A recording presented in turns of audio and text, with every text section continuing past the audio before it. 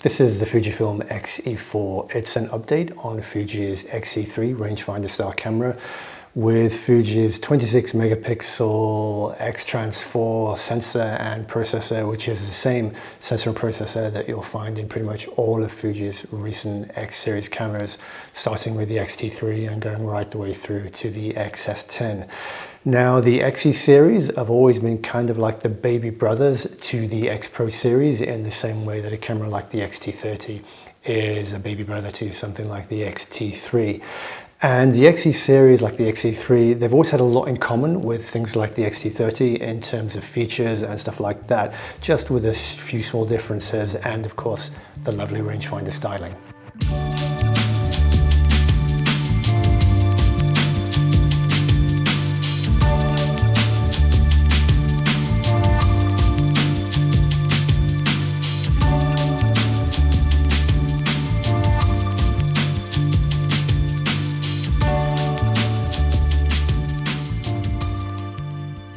Now, as I said, the X-E series have always been Fuji's smaller, more compact version of the X Pro series, and as such, this is a beautiful camera. The design has changed a little bit from the X-E3 and the X Pro 2. It's been simplified and made a little bit more elegant. So any form of grip has now been removed from the front, making the front completely flat. And it's the same on the back. There used to be a kind of thumb grip here that you could rest your thumb against. That's completely gone, making the back of the camera, the back surface, completely flat as well. And Fuji have done that all over the camera. They've made all of the surfaces a lot flatter, a lot plainer. The top plate now is completely flat. And in doing so, they've just made this a really minimalist, elegant design, which I think is really, really beautiful. Now, in simplifying the design, quite a few of the controls and buttons have either moved or disappeared completely. For example, the focus selector in the front here is completely gone now. If you want to select between manual focus, continuous autofocus and autofocus, you have to now do that through the Q button, which kind of works, but I do miss that dial because I do quite appreciate a lot of the tactile and analog controls of the Fuji cameras. Also, the Q button, which used to be on the bump on the back here, has now moved and it's on the top, so you access the Q button there. Now, this works quite well for me because when the Q button was on the thumb switch here, it was something that I kept nudging accidentally, and the fact that they've moved most of the buttons from this top part here where your thumb goes, I actually find that I do click the buttons accidentally a lot less. There's also no control dial on the back here. There's only the one control dial on the front. Now, this works fine. You can control the aperture on the lens as always with Fuji cameras, and you can control the ISO with this. You can also control the ISO by applying it to another one of the function buttons. And you can click this and then you can change the shutter speed. So if you've got the camera set in T mode, that will give you complete control over the shutter speed. Or if you've actually got it set to one of the shutter speeds on the analog dial, then moving this will select the shutter speed up or down just within the one stop that's shown on the top dial there. Now, I've used most of the Fuji X series cameras from the X-T1 and X-T10 all the way up to the X-T4, and I did find that this camera was equally intuitive to use and control. I found that using it in the field with it up against my eye, I could change all of the controls, the different focus modes, and the shutter speed, aperture, ISO without taking away from my eye. And it doesn't ever take me out of the scene. I don't ever have to stop to think about what I'm doing, in the same way that I do still a little bit sometimes with the XS10, which has very different controls to most of Fuji's series cameras. That kind of breaks my connection a little bit with shooting. But this camera has the same Fuji controls. It will feel really familiar to anyone who's coming from anything like the X-T30 or the X-E3. It's got the joystick on the back, which I really like for navigating through the menu and for selecting control points, and numerous different buttons which you can apply different functions to, including the touch screen, which you can apply different functions by swiping in different ways, which I like to use for things like accessing the different film simulations or accessing the level or the different histograms or things like that. Now, Fuji haven't put shooting video as front and center in this camera as they have done on something like the X-T4 with its dedicated video settings, or even something like the XS10, which has the really big grip for video and the dedicated record record button on top, but it is still much improved for shooting video over the X-E4, which I'll talk a little bit about later.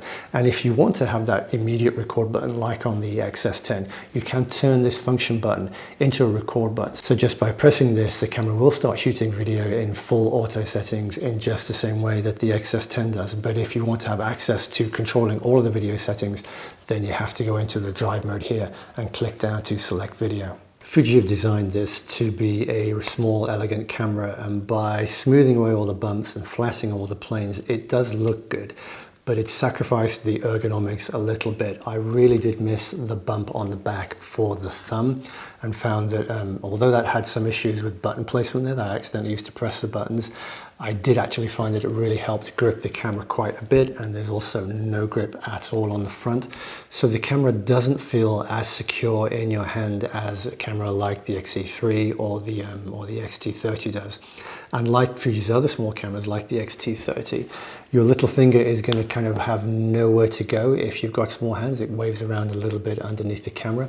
You can't really wrap your hand around this camera in the same way that you can an X-T4 or even something like the XS10, which is this camera here, which you can really grip.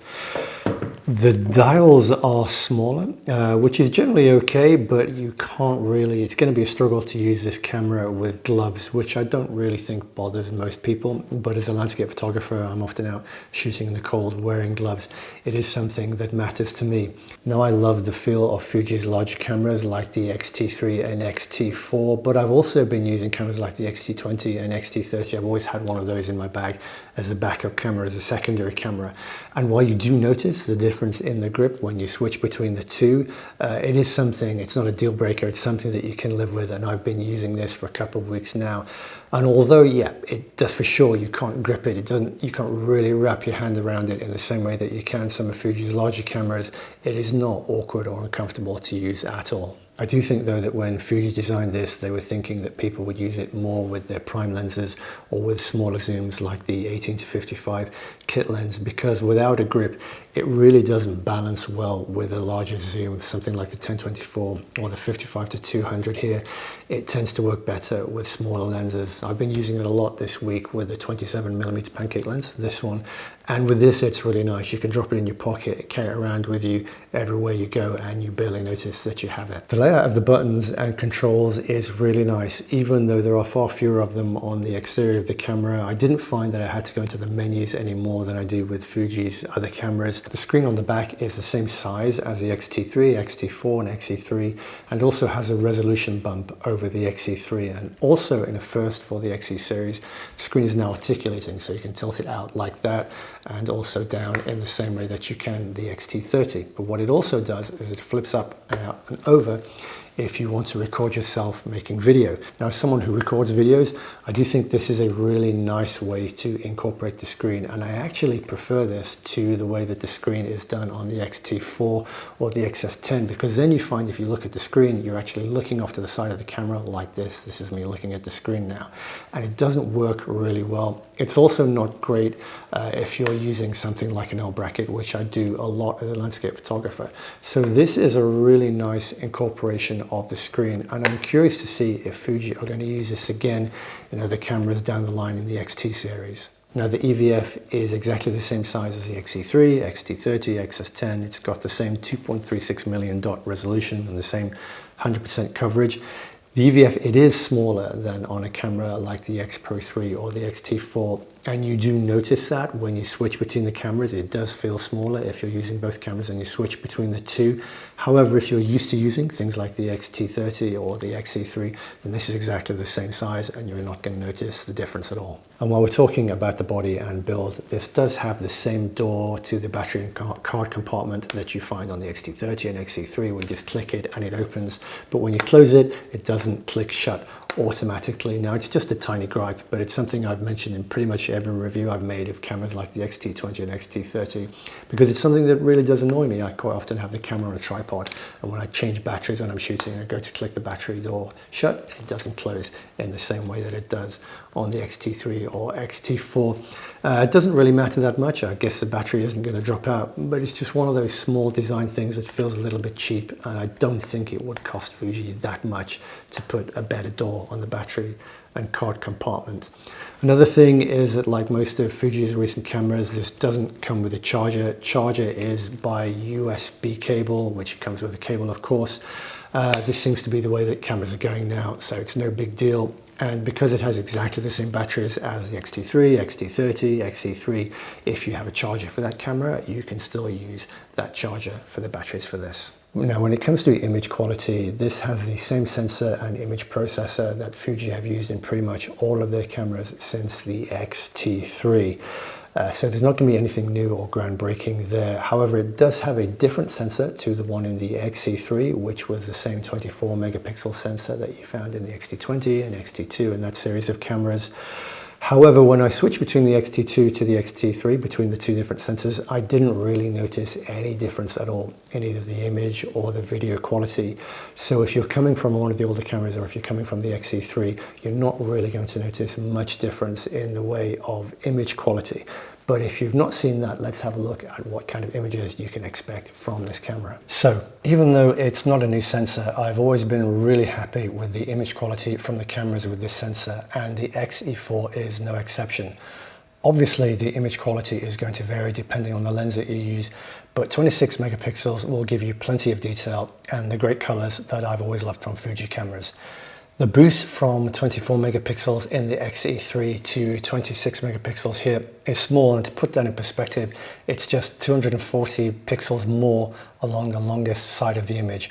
And at native resolution, that will give you perhaps a 1 inch extra or 2.5 centimeter bigger prints. But the images do print beautifully in my experience, and at that native resolution at 100 pixels per centimeter or 250 dpi, you can print them to a little over 60 centimeters or 25 inches across. These are a couple of raw files in Lightroom, so we can zoom in to have a look at the detail that the sensor is resolving. Now, this was shot with the 27mm f2.8 at f5.6 with the ISO at 500. And you can see that there's plenty of detail here, and this is a high detail scene. And this is another one. This is actually shot with the 55 to 200mm zoom, which I used because I really wanted to compress all of the details together along the street. So if we look up here into the corners, you can see that there's lots of detail around these cables. There's lots of detail being rendered here around the balconies and here down the back towards the end of the street. Now, I do use Lightroom, as I said, showing these images, and while I found that Capture One does give better results right out of the camera, I've never had any real issues with Lightroom for editing Fuji files, and it's what I tend to use most of the time. Now, here are a couple of images taken at high ISO. Now, this is right out of the camera. I haven't done anything to it at all. So let's have a little bit of a look to see what we can do when we push the exposure a little bit, because it's a tiny bit underexposed. This is actually taken at ISO 3200, and I'm really impressed with this. Of course, there is a little bit of noise and a loss of detail when we get to the shadows here and the shadows at the back, but overall it's still very good, and the noise here is actually more like film grain rather than chroma noise, and it's there, but I don't find it particularly displeasing. There's still plenty of detail that you can see here on this notice on the front of the tram, and lots of detail around in the tiles. There's lots of contrast. There's still really nice strong color, and as I said, this is right out of the camera. I just pushed the exposure a little bit, and that for me is perfectly usable. I would certainly print this image, maybe not to 50 or 60 centimeters, but it's good enough to print. If we have a look at ISO 6400, obviously by now we're really pushing the edge. It's just brighten it a little bit just so we can see a little bit more of the detail, because I did underexpose. And again, there is still plenty of contrast and plenty of color here. But there is quite a lot more noise. If we look along the wall here, we're starting to lose quite a lot of detail along the roof. And when we look at the tiles over here, there really is a lot of noise that starts to destroy the detail on those tiles. But it is usable. It's probably usable for the web, and you would possibly to print it relatively small. So certainly in a pinch, if I absolutely had to use ISO 6400, then it's something that's there, although yes, obviously you're going to get noise. This is another ISO 6400 image. This one I've actually edited. You can see that I've done a little bit to it, added some contrast, played around with the image. And like that, it looks great, but when we do zoom in, we start to see that, yeah, there's lots of noise over here. We start to lose detail in the notice, in the fire extinguisher, and in the figure here. This water bottle here almost disappears into the wall, and these signs are almost illegible, and there's lots of noise in the bottom corner. But again, it's usable. It's not great, but it's really not that bad at all. Now, of course, these are raw images, but you can shoot in JPEG, and the X-E3 has all of the film simulations that you'll find in all of their other cameras, like Provia, Velvia, Classic Chrome, etc., etc. Although this camera isn't optimized for video in the same way as the X-T4 or to a lesser extent the XS10, it does still have very impressive video capability. Now, there's still no F-Log, which you can find on the more professional cameras like the X-T4 and X-T3, but the range of film simulations is excellent, and it does give you plenty of variety in how the video looks, from the super saturated Velvia to the desaturated but contrasty Eterna bleach bypass. Now, I tend to prefer to use the Eterna or Pro Standard Negative, as they're relatively flat profiles which give you plenty of leeway for grading later on.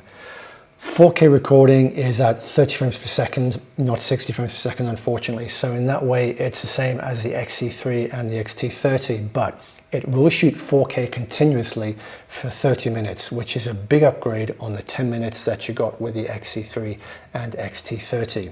And it's also got data transfer at 200 megabytes per second, which is the same as the X-T30, but an improvement on the 100 MBS of the X-E3. Full HD recording time has also been doubled to 30 minutes from 50 minutes on the X-E3.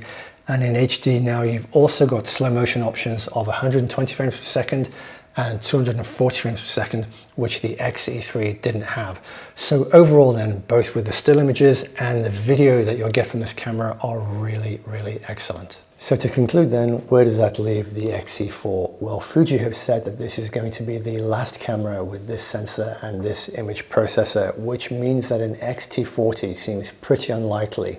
Now, I guess that's because that without image stabilization, there really wouldn't be anything to differentiate an X-T30 with an X-T40, and it seems that Fuji are leaving image stabilization for the cameras like the X-T4 and the other branch of the XS10 cameras.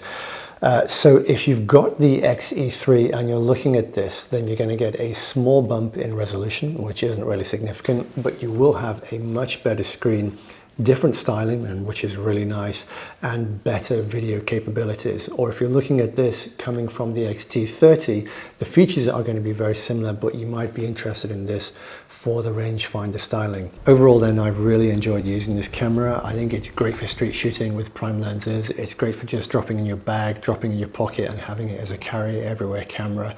I think it makes a nice small alternative to something like the X Pro 3 or the X100 if you like rangefinder style cameras. And it has the same really nice Fuji analog controls, which is something that I find work really well. It's a beautiful design, and overall I just think it's a really lovely camera. Now, if you've got any questions or any comments, just drop me a line in the comment box below or drop me an email and I'll get back to you. And if you like my photography and you'd like to join me on a workshop next year, I've got some fantastic trips lined up with trips to Namibia, Iceland, the Dolomites and Norway. There'll be a couple more trips announced over the next few months, as well as some exciting plans for 2023 with workshops in Patagonia, in Madeira, and another trip to Namibia. So check out my website, and if you want to be among the first to find out about new workshops, sign up for the newsletter. Okay, that's it for this video. Hope it's been useful and hope it's been interesting. And as ever, thanks for watching and thanks for all the support for the channel. It's something that I really, really appreciate. So have a great summer, enjoy your shooting, enjoy your photography, and take care. See ya.